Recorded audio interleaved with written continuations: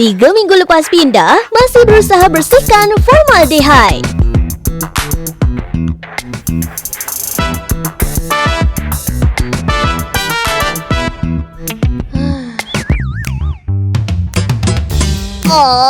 Selepas 2 jam belajar, kepala aku semakin pening.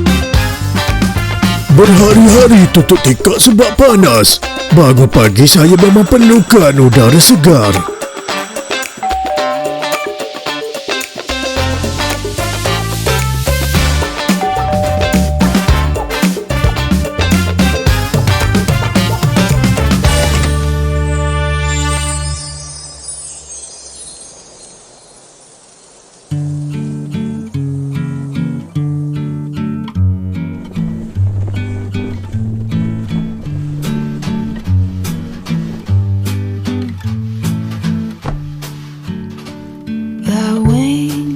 Eyes, beautiful butterflies, silvery green like the moss on the trees.